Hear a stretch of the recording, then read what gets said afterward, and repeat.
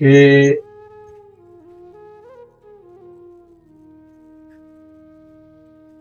बदललेली जीवनशैली, धकाधकीचं आणि धावपळीचं जीवन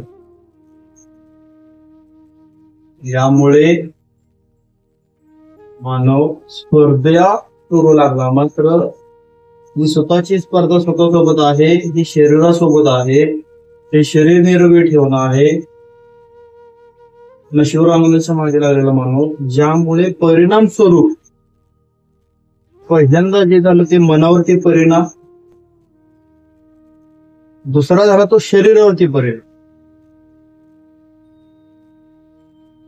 ही बदललेली जीवनशैली ज्यामुळे आचार, विचार, विहार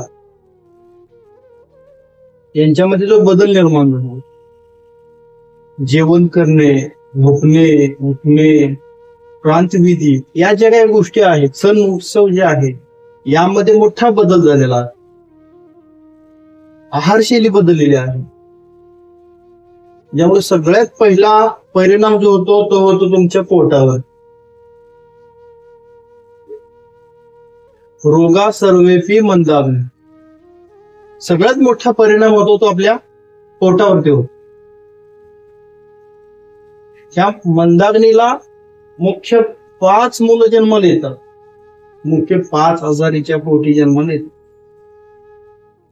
अग्निमांद, आमांश, उदरवात, गॅस आणि पोट उभी. भरपूर लोकांना भूक लागत नाही, अपचन आहे, अजीर्ण आहे, पोट गच्च होतं, पोटामध्ये आवाज येतात, गॅस पास होतात आणि पोट फुगतं, करपट खारट ढेकरा येतात.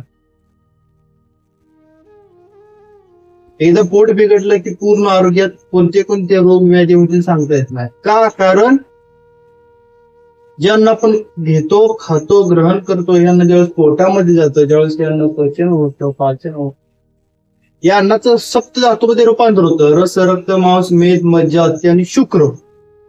अन्नाचं जर या पोषण व्यवस्थित होत नसेल, हे अन्नाचं व्यवस्थित जर पचन होत नसेल, तर सप्तधातूंचं पोषण होणार नाही. त्वचा विकार होतील, रक्ताचे वेगवेगळे विकार होतील, मांस क्षय होईल, मांसाचे विकार,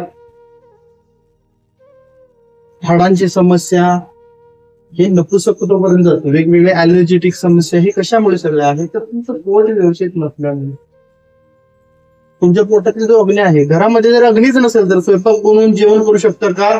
नाही. जर पोटामध्ये अग्नीच नसेल, जर जठराग्नी तुमचा मंद असेल, तर अन्नात जे खाल्लेलं अन्न आहे, अन्नाचं पचन होणार नाही. पहिले अन्न खाऊच वाटणार नाही, अन्नाला चवच नसेल, भुकीवरती वासनाच होत. रोगा सर्वेपी मंदाग्नी. हे मंदाग्नी कशामुळे होत? आपली बदललेली जीवनशैली, ज्यामध्ये अजून एक आहे, अजून एक मोठा परिणाम, अत्यंत पानात मंदाग्नी. अति पाणी पिले, अति पाणी. एका व्यक्तीने दिवसभरामध्ये किती पाणी प्यावे?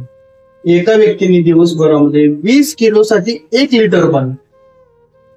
ज्या व्यक्तीचं वजन 20 किलो आहे, अशा व्यक्तीने 1 लिटर पाणी प्यावं. ज्याचं वजन 40 किलो आहे त्यांनी 2 लिटर पाणी प्यावं. ज्याचं वजन 60 किलो आहे त्यांनी 3 लिटर पाणी प्यावं. ज्याचं वजन 80 किलो आहे त्यांनी 4 लिटर पाणी प्यावे. हे पाण्याचं एक आहे, भरपूर पाणी प्या, शरीरासाठी चांगलं असते. शरीरासाठी कोणतीच गोष्ट भरपूर चांगली नाही. अति तेथे माती.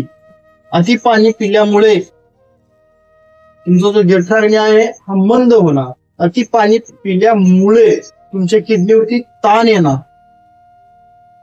भरपूर रोग व्याधी हे अति पाणी पिल्यामुळे ही तयार होतात. पाणी प्यावं किती?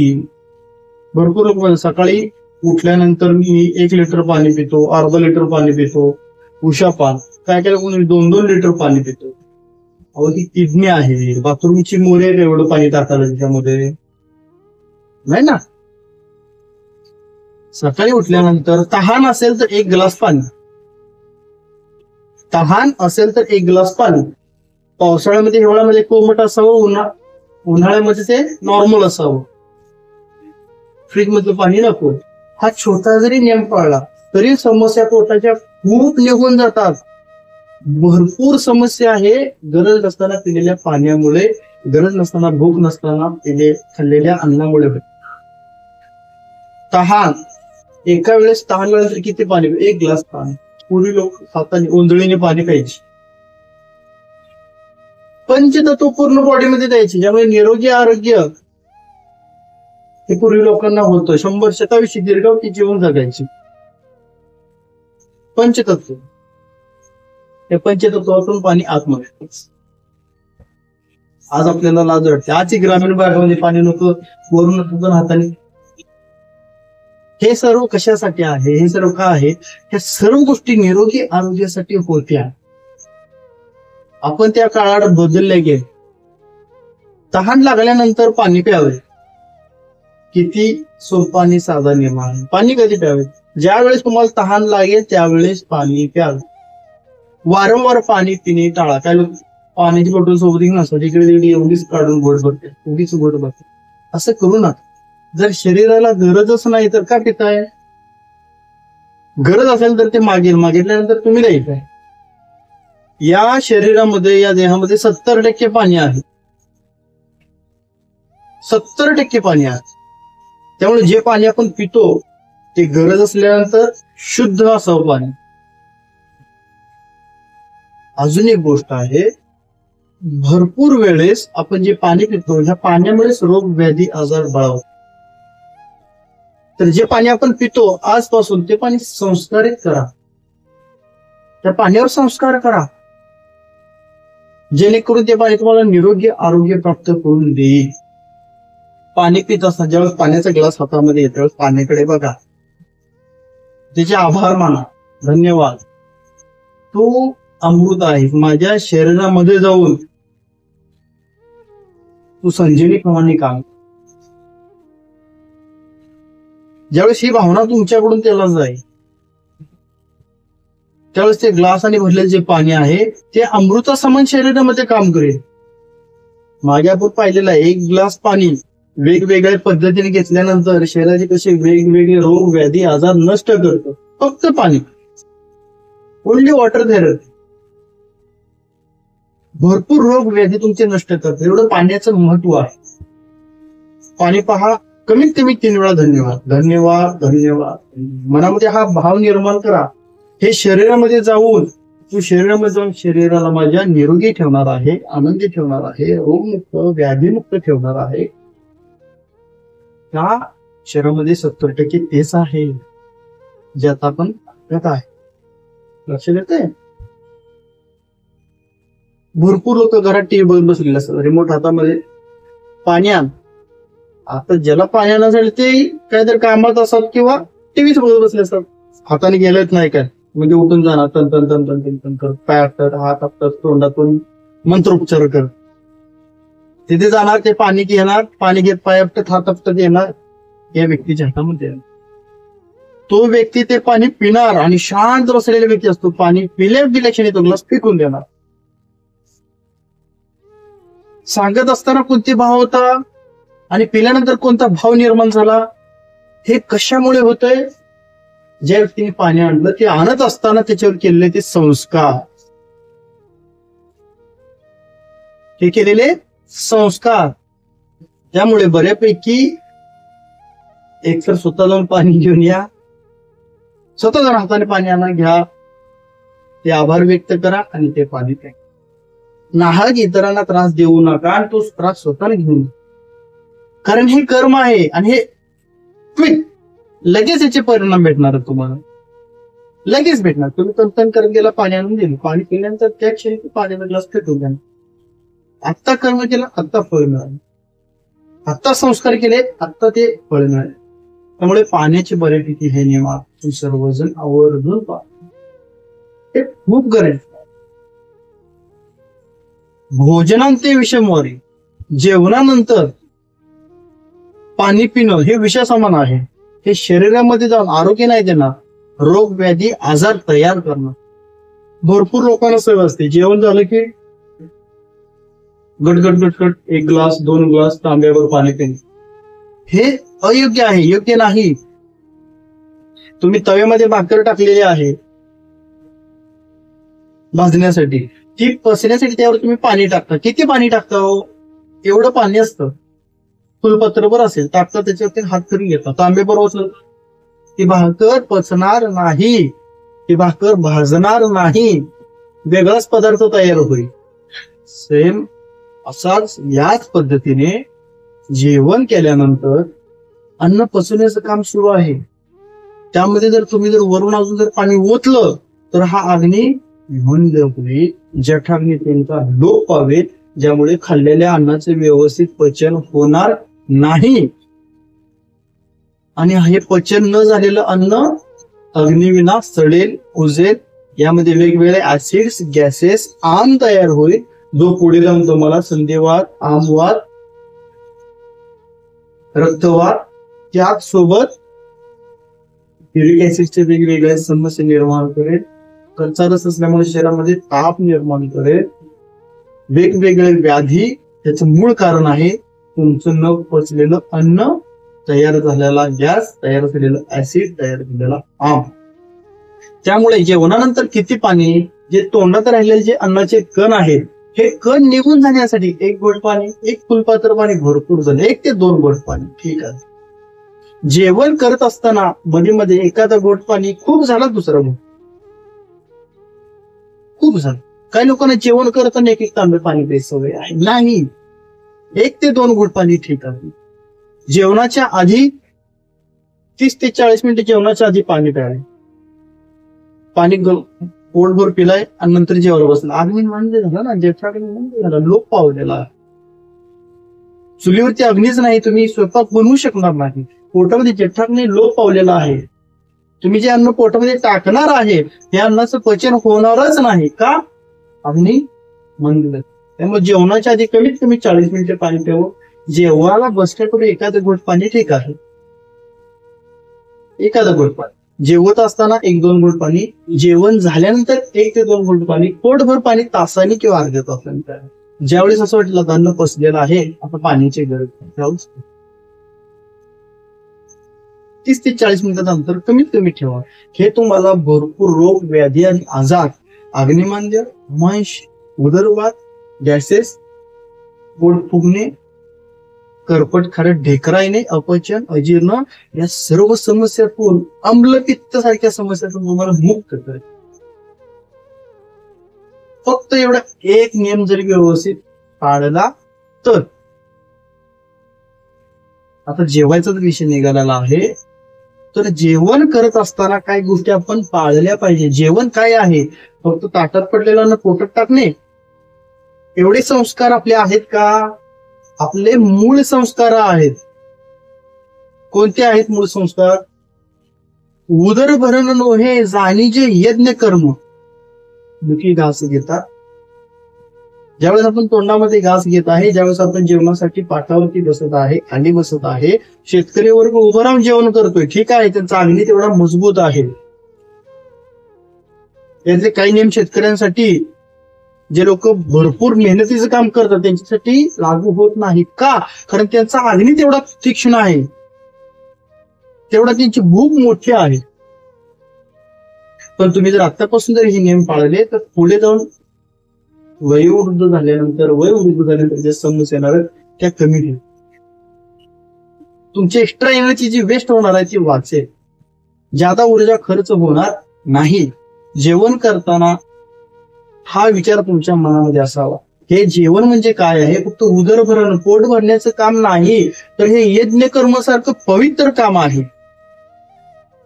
हे पवित्र कर्म मी आता करत आहे. मग हे पवित्र कर्म करत असताना ज्या पद्धतीने यज्ञ कर्म करताना ज्या काळजी घेतल्या जातात, ज्या क्रिया कृती केल्या जातात, जो भाव मनामध्ये ठेवला जातो, तो भाव, त्या क्रिया, त्या कृती जेवणाच्या आधी करा. हे गरजेचं आहे ना. 3 क्रिया पहिल्यांदा झाल्या पाहिजे: शुद्ध, शांत आणि गरज. जो आहार घेत आहे तो शुद्ध असावा, तिथलं वातावरण शुद्ध असावं, मन शांत असावं आणि पोटाला त्याची गरज असावी. शुद्ध, शांत आणि गरज, या 3 गोष्टी खूप गरजेच्या आहेत.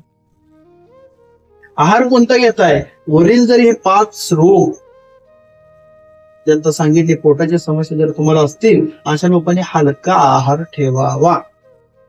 हे तुमच्यासाठी गरजेचं आहे. जेवणानंतर लगेच झोपणं टाळा. वामकुक्षी दुपारच्या जेवणानंतर ते असे 10 मिनिटं 15 मिनिट अन्न घेतलेलं आहे, थोडस पडलो उठलो.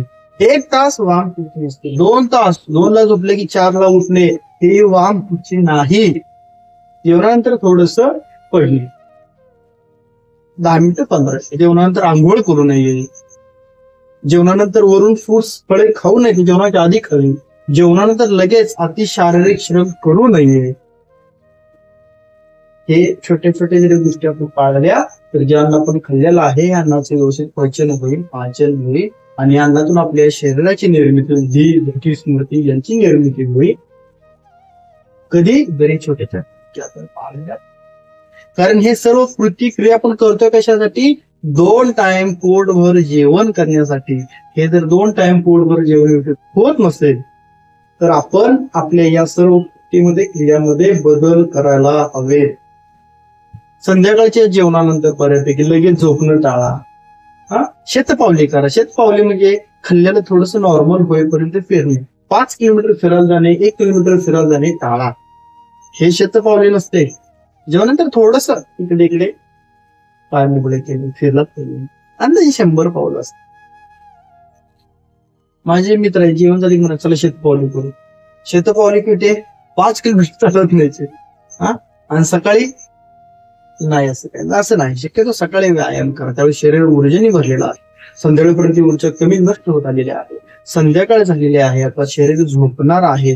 तर अशा वेळी शरीर झोपतो म्हणजे काय करतं? तर शरीरामध्ये पुन्हा ऊर्जा तयार करतं. खाल्लेल्या अन्नातून ऊर्जा भेटत नाही, खाल्लेल्या अन्नातून शरीराची निर्मिती होते. ज्या पेशी फुटफुट झालेल्या ही भरून येते. ऊर्जा भेटते झोपेतून, ऊर्जा भेटते ध्यानात.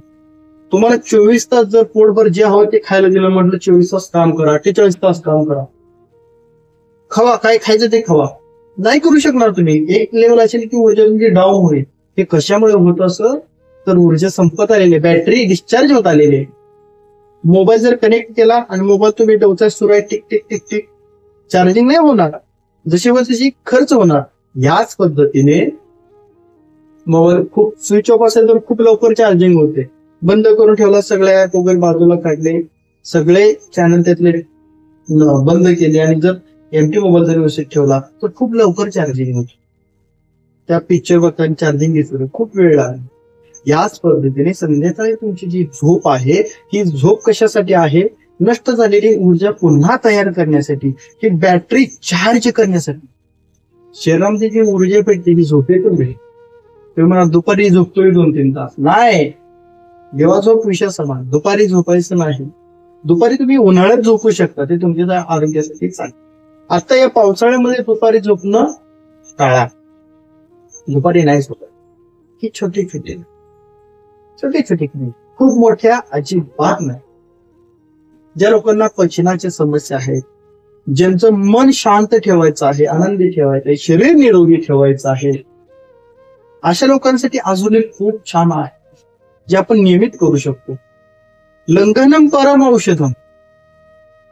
आठवड्यातून एखादा दिवस उपवास करा. एकादश करा, सोमवार, मंगळवार, बुधवार, गुरुवार, शुक्रवार, तुमच्या देवाला जो आवडतो तो उपवास करा. आता नवरात्र आले, नवरात्र, श्रावण सोमवार. नियम व अटी लागू. नियम आणि अटी कोणत्या आहेत? पहिली गोष्ट, खिचडी खायची नाही. खिचडी बंद. बनवलेला जो आहार पदार्थ आहे ते कमी करा. जड पदार्थ खाऊ नका. सकाळी जर तुम्ही पोटामध्ये भरपूर खिचडी टाकली, संध्याकाळपर्यंत भूक लागेल असं नका. मला स्वतःला खिचडी आवडते, पण उपवासा वेळेस मी नाही. का? तर तुमची पूर्ण ऊर्जा त्यावर खर्च होईल. उपवास कशासाठी करायचा आहे? शरीरामध्ये वाढलेला जो आम आहे, ऍसिड्स आहेत, गॅसेस आहेत, त्याचबरोबर अनावश्यक जे गोष्टी वाढलेल्या आहेत, ते रोग, व्याधी, आजार निर्माण करतात. गोंधळलेलं मन आहे, हे सर्व शांत होण्यासाठी पोटातील हे जे काही कचरा आहे हा पोटाने नष्ट करण्यासाठी आपण या शरीराला पोटाला दिलेली विश्रांती आहे. साप्ताहिक सुट्टी प्रत्येकाची असते ना, त्या पोटाची पण साप्ताहिक सुट्टी पाहिजे. 30-40 वर्षापूर्वी लोकांना पोटभर जेवायला भेटत नव्हते म्हणून रोग व्याधी आजार व्हायचे. आता लोक गरजेपेक्षा जास्त खातात म्हणून रोग व्याधी आजार होतात. ज्यामध्ये भरपूर अनावश्यक पदार्थ येतात. आठवड्यातून एक दिवस उपवास करावा. या उपवासा दिवशी खिचडी खाऊ नये. 10-11 वाजेपर्यंत शक्यतो पोट मोकळं ठेवा. खूप भूक लागली एखादा ग्लास पाणी प्या ज्यामध्ये मध मिसळून. त्यानंतर खूप भूक लागली ज्यूस घ्या. त्यानंतर भूक लागली एखादं फ्रुट्स खावा. त्यानंतर भूक लागली पुन्हा फ्रुट्स खावा. संध्याकाळी हलकं जेवण डाळ भात वगैरे घ्या आणि उपवास तुम्ही सोडू शकता. चांगला उपवास करण्याची पद्धत. लोक म्हणतात डोकं दुखतं आमचं, पित्त आहे भरपूर त्यामुळे हा त्रास होतो. संध्याकाळी हलका आहार घ्या. आदल्या दिवशी संध्याकाळीच हलका आहार घ्या. रात्री एखादा चम्मच हिरडा चूर्ण कोमट पाण्यातून घेऊन झोपा. सकाळी पोट साफ होईल, पित्त सगळं निघून जाईल. उपवास सुरू करा. Fasting is best medicine. उपवास हे खूप मोठं औषध आहे. लंघन परम सर्वोच्च औषध आहे लंघन. खूप रोग व्याधी आजार उपवासाने निघून जातात. दिवसभर उपवास करा. 4-5 वाजता एखादा ज्यूस वगैरे घ्या. संध्याकाळी हलकं जेवण करा. उपवास सोडा. मात्र उपवासाचा अर्थ आहे कमी खाणं. आम्ही मागे उपवास म्हणून मार्केटमध्ये गेलो साहित्य खरेदी करण्यासाठी. राजगिरीचे थोडेसे लाडू खरेदी करावे, शेंगदाणे जरा फूस केले तर मार्केट गच्च. म्हटलं हे काय कशामुळं. नाही उद्या उपवास आहे ना. मी मग नाही उद्या उपवास आहे म्हणून काय काय खायला लागतं ते आज घेऊन चाललो. मग उपवासाचा अर्थ असा आहे की वेगळं काहीतरी खाणं. हा चुकीचा अर्थ आहे. आपण शब्दामध्ये अडकू नका. उपवासाचा अर्थ आहे फल आहार. आपण म्हणतो फराळ. फराळ नाही, फराळ शब्दच नाही कुठे. फल आहार. फळे खाऊन उपवास करू शकतो. हलकं जेवण. आणि उपवासा दिवशी अजून एक गोष्ट करू शकता. उपवासा दिवशी मौन पाळू शकता जेणेकरून याचा पण उपवास होईल. कमी बोला, गरजेपुरतीच बोला. मौन पाळा आणि पाठी किरकोळ फोडू नका. असं नका करू. मेसेज टाकताय मी आज मौन आहे, आज मेसेज वरतीच बोलूया. हे नाहीये, हे मौन नाहीये. जिथे 10 वाक्य बोलायचे गरजेचं 1 वाक्य बोला. ठीक आहे. आज उपवास आहे मग मेसेज वर बोलूया. मी आज मौन पाळलेलं आहे. आतल्या गोंधळ सुरूच आहे ना, फक्त बाहेर येत नाहीये. उपवास थोडस मौन असावं कारण मौनामुळे तुमची ऊर्जा वाढेल, वाचेल, इन्क्रीज होईल. खूप बोलल्यामुळे पण ऊर्जा नष्ट होते, संपून. भरपूर शिक्षक वगैरे शाळेमध्ये एवढे शिकवले घरी शांत असतात. घरचे मध्ये शाळेत एवढे बडबडतात, घरी काय बोलत नाही. ऊर्जा सगळी नष्ट झाली ना, आता घरी काय बोलणार आहे. काहीच नाही बोलणार घरी, संपली तिथे सगळं. हे कशामुळे होतं. मौन न पाळणं. मौन पाळा. मौन असो. कमी बोलणं खूप गरजेचं आहे. दिवसा झोप अजिबात होऊ नका. 10-15 मिनिटे ठीक आहे. छोटे छोटे ज्या लोकांना पोटाच्या समस्या आहेत, विकार व्याधी आहेत, अशा लोकांनी सकाळचा जो आहार आहे हा हलका घ्या. दुपारचं भूक चांगली लागल्यानंतर जेवण करा. संध्याकाळी जेवण लवकर करा. थोडस हलकं करा. कमी जेवण करणं हे तुमचं औषध आहे. हलका आहार घेणं हे तुमचं औषध आहे. जड पदार्थ घेऊ नये हे तुमचं औषध आहे. आणि अजून एक महत्वाची गोष्ट, कुठे जेवण करू नये. मी काही ठिकाण सांगतो, असे ठिकाण शक्यतो जेवण करू नये. एक, ज्या ठिकाणी रोग व्याधी आजार आहेत, बनवणाऱ्याचे संस्कार त्यावरती आहेत. नंबर 2, बनवणारा व्यक्ती रोगयुक्त व्याधीयुक्त आहे, चिडचिड करतो, गोंधळ आहे खूप, अशा ठिकाणी जेवण करू नका. ज्या ठिकाणी तुम्हाला मान सन्मान आहे अशा ठिकाणी जेवण करू नका. भरपूर रोग व्याधी आजार याच्यात पण येतात. पाणीही पिऊ नका. आणि जर घ्यायचंच असेल, प्यायचंच असेल तर त्यावरती संस्कार केले पाहिजे. पण हे कधी खूपच गरजेचं आहे अशा वेळेसच हे घ्या. आणि घेत असताना प्रार्थना करणे, संस्कार करणे हे खूप गरजेचं आहे. या विषयावर आपण सविस्तर बोलणार आहोत. आता हे एवढंच गरजेचं आहे. रात्री लवकर जेवा, संध्याकाळी 10 ते सकाळी 4-5 ही जी झोप आहे ही पूर्ण होऊ द्या, ज्यामुळे शरीरात ऊर्जा वाढेल, तुमचं शरीर ऊर्जावान होईल. नुसतं खाऊन ऊर्जा नाही, शरीराची निर्मिती होते. ऊर्जेची निर्मिती झोपेतून, ध्यानातून, प्राणायामातून होते. आता ज्या लोकांना पोटाच्या समस्या आहेत, वरील जे 5 बहीण भाऊ पोटामध्ये खेळतात, अग्निमान, देवपाचन, अजीर्ण, रुची, तोंडाला चव नसणे, भूक नसणे, उदरवात, गॅस, पोट फुगणे, पोट गच्चवणे, करपट, खरट, ढेकरा येणे, अन्नाची वासना न होणे, हे जे सर्व बहीण भाऊ ज्या लोकांच्या पोटामध्ये खेळतात, अशा लोकांसाठी काही घरगुती उपाय करूया. छोटे छोटे घरगुती उपाय करून आपण निरोगी आनंदी जगू शकतो. त्यासाठी पहिला उपाय, शक्यतो ज्या लोकांना पोटाची समस्या आहे, वरील सर्व बहीण लोक पोटामध्ये खेळतात, अशा लोकांनी कोमट पाणी प्यावे. थोडस कोमट पाणी रेग्युलर. यामध्ये जर सुंठ टाकली, थोडीशी सुंठीचं पाणी असेल, अजून चांगला फायदा होणार. दुधात साखर पडली, दूध शर्करा येऊन थोडस कोमट पाणी, त्यामध्ये लिंबू पिळून तुला दुग्ध शर्करा योग होईल. हे फायदे. ज्यांना भूक कमी आहे, भूकच नाहीये, जेवणच करू वाटत नाही, अशा लोकांनी एखादी लवंग चगळावी, वेलची चगळावी, किंवा अद्रकचा एक तुकडा घ्या, एवढासा तुकडा चेचा, बारीक चेचा किंवा खिसा, त्यावर लिंबू पिळा, थोडस मीठ टाका. हे मिश्रण जेवणाच्या आधी चाटून खावा, ज्यामुळे भूक वाढेल, अग्नी वाढेल चांगला. ज्या लोकांना छातीमध्ये जळजळ वगैरे, अम्लपित्त आहे, या समस्या ठीक होतील. यांनी खूप चांगला फायदा होतो. पुदिना, आले, लसूण याची चटणी आपल्या आहारामध्ये ठेवा. पुदिना सहज भेटतो, आले भेटतोय, लसूण भेटतो. लसूण काही ठिकाणी वर्ज्य आहे. आरोग्याच्या दृष्टीने लसूण उन्हाळ्यामध्ये घेऊ नका. शरीरात उष्णता वाढलेली आहे, तोंड आलेला आहे, मूळव्याधीच्या समस्या आहेत, पोटामध्ये भडके होतात, अशा ठिकाणी बऱ्यापैकी लसूण हा टाळावा. मात्र दीर्घायुष्य जीवनाचं जे रहस्य, जी ताकद, ऊर्जा भेटते ती लसणामधून आहे. लसूण आहारामध्ये औषध म्हणून तो तुमच्या आहारामध्ये,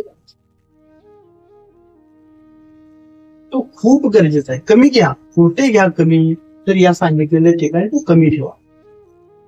त्यानंतर आपण पुढचा उपाय करू शकतो. आपल्या घरामध्ये जिरे असतात, ओवा असतो, बडीशोप आहे.